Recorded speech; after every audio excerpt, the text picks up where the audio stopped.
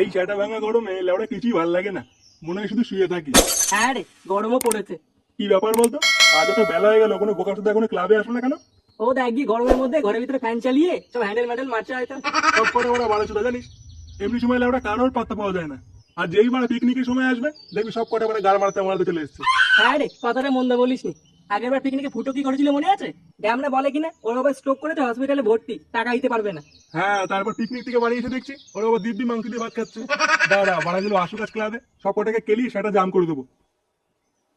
ফটোদা, কি হলো রে বাড়া, এরকম কুত্তার মতন হাঁপাচ্ছিস কেন? আরে দেখে বুঝতে পারছিস না, রাস্তা দিয়ে মনে হয় হ্যান্ডেল মারতে মারতে আসছিল, তাই হাঁপিয়ে গেছে। পালের কথা কথা বলতে আমার হচ্ছে, পালে কিন্তু ফাঁকি রেখে তুলে আছে, আমি বলে দিলাম। আহ, গুড মর্নিং গুলো আসতে না আসতেই ঝগড়া শুরু। এবার তুই কি বলতে এসেছিস বল। আর বলো না পল্টুদা, আজকে ফুটোকে হ্যাঁ, কি হয়েছে ফুটোর? আজকে ফুটোকে কোনো বন্ধুর সাথে দেখা গেছে আর পাওয়ালোকে ধরে গাড় মেরে দিয়েছে, তাই তো? গুড মর্নিং, চুপ করবি বল। ওটকে, হ্যাঁ ল্যাংচা তুই বল। আজকে ফুটোকে গঙ্গার ধার থেকে পাওয়া গেছে। পাওয়া গেছে মানে? ও কি বাচ্চা নাকি যে হারিয়ে গেছিল, ওর বাবা মা আবার ওকে ফিরে পেয়েছে? আরে না পল্টুদা, এই কেস খুবই সিরিয়াস কেস। আজকে সকালে ফুটোকে গঙ্গার জল থেকে উদ্ধার করা হয়েছে। এই গাড় মেরেছে? ও গঙ্গার জলে কি করছিল? ও দেখ গিয়ে কোনো বৌদি গঙ্গার জলে স্নান টান করছিল, ওই সিন দেখে ও জলে ঝাঁপ দিয়েছে। আরে ওই মাটা তো সাঁতার জানে না, মাটা বেঁচে আছে না গেছে? জানি না, তবে এখনো জ্ঞান ফেরেনি। কি, ওর এখনো জ্ঞান ফেরেনি? বোকাচোদা, এত বড় কথাটা দিয়ে এতক্ষণ পড়াশোনা মারছিস? চল চল চল, শিগগিরই চল। ফুটু আমাদের ক্লাবের একটা বিশ্বস্ত মেম্বার, ওর কিছু হয়ে গেলে পুরো গাড় মারা হয়ে যাবে। চল চল চল। হ্যাঁ হ্যাঁ, চলো চলো চলো।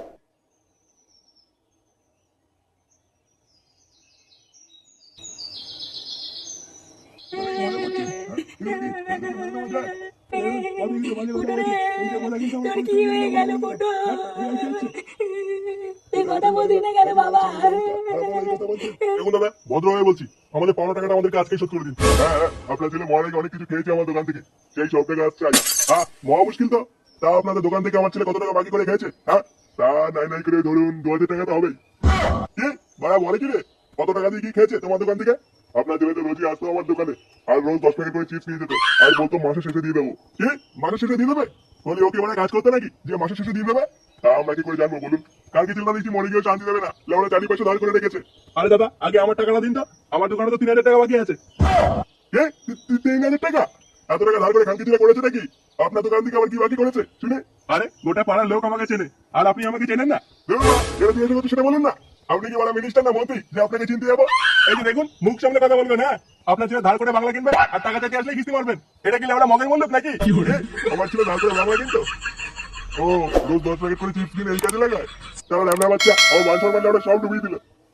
দেখুন দাদা, ভদ্রভাবে বলছি, আমাদের 15 টাকাটা আমাদেরকে আজকেই শোধ করে দিন। হ্যাঁ, এবার দাদা দাদা, কি হলো? ওইদিকে বলা তাকিয়ে দেখ, মালের দোকানদার ফুটোর বাবার সাথে কি কথা বলছে রে? ফটোদা, মুখ লুকাও মুখ লুকাও। বোকার কথা দেখতে পেলে ফুটোর বাবার কাছে বলে দেবে যে আমরা একসাথে মাল কিনতে যেতাম। পাড়ার দিকে দাঁড়িয়ে রেখে দাওয়া দিচ্ছ, পালা পালা পালা। আপনার ছেলে তো রোজই আসে। ইস, খারাপ লাগছে, হঠাৎ কি হয়ে গেল। ও ফুটো রে, তোর কি হয়ে গেল বাবা?